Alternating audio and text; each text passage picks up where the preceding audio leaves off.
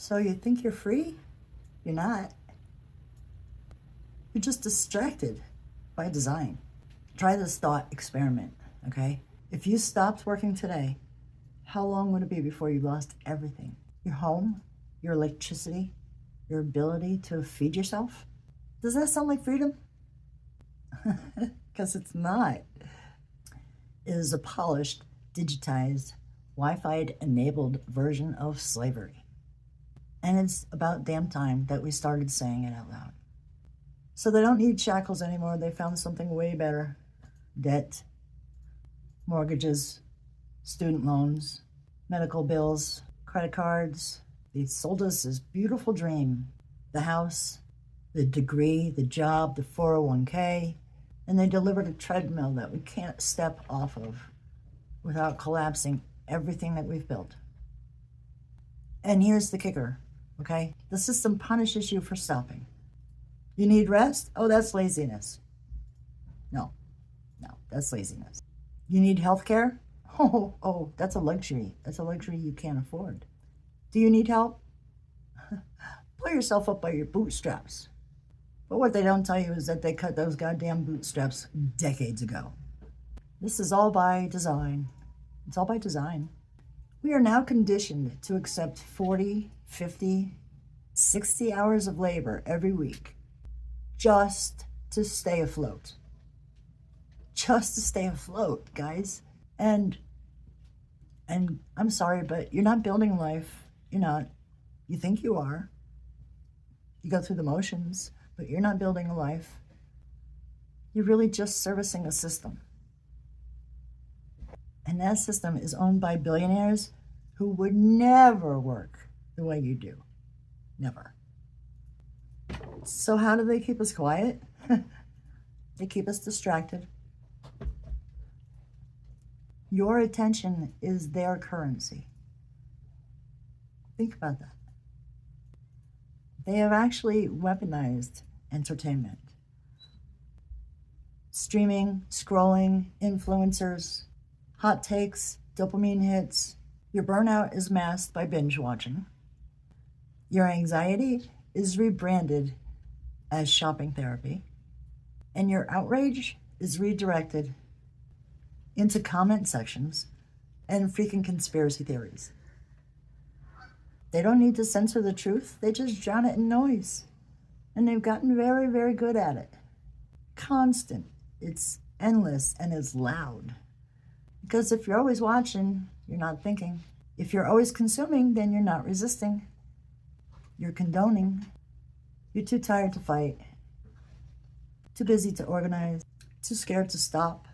And that's exactly how they like it. So let's be clear, all right? This is not just the way things are. This is the result of decisions made by people in power in order to keep that power. Corporations lobby Congress to write the rules in their favor. They fund politicians who protect wealth, not people. They outsource jobs, slash wages and pensions, all while their stock prices climb and your rent doubles. And they've convinced half the country that you're the problem. You know, that poor people are lazy and people demanding a living wage are entitled. That asking for health care is freaking socialism. Like, who fucking cares? No. What we're living in here, this is not capitalism. Nope. This is corporate feudalism. Remember those words that we learned back in high school? Some of us, hopefully. Corporate feudalism. It's a pyramid where people at the top feed off of the labor of everybody below. And if you try to climb out, they'll call you ungrateful. So you want to know the biggest threat to the whole system? Community. Solidarity. So they freaking destroyed it. They killed the unions. They privatized everything. They turned our neighbors into competitors, friends into side hustles, mothers into employees, elders into burdens. They broke the village and sold each of us back our own isolation, one monthly subscription at a time. We used to share, but now we rent. We used to cooperate, but now we rate each other with 5 stars. We used to protest, but now we post. And while we're staring at our screens, the people in power tighten their grip. Every single day, they sell you the illusion of freedom. Every single freaking day. You can pick your brand of soda. You can pick your brand of politics. You can pick your own brand of toothpaste. But don't you dare question the system that makes it impossible for you to own land without debt or to survive without 3 side hustles. You don't need chains when you got bills. And you don't need a cage when you have a paycheck that barely keeps the lights on. This isn't just economic struggle. This is strategic servitude. And they will keep you in it as long as you keep believing that this is just life. But here's the good news. Slavery doesn't work when people wake up. We can unplug. We can opt out. We can take our lives back piece by piece. Buy less. Barter more. Grow food. Fix what you have. Stop measuring worth in dollars. Start building communities again. Make joy that's not monetized. Teach your kids how to think, not just obey. Because freedom is not comfort. It's not consumption.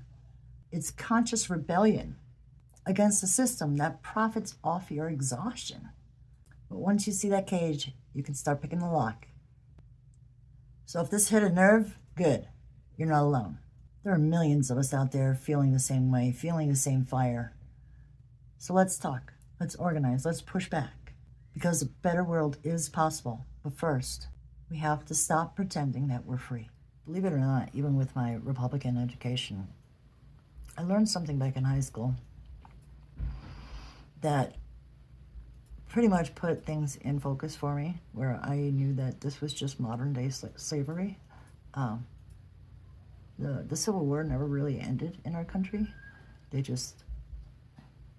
just been Cold War, a silent war that we didn't really know was happening. And I feel like we're headed towards that again. We're headed towards another eruption. This country has always been divided.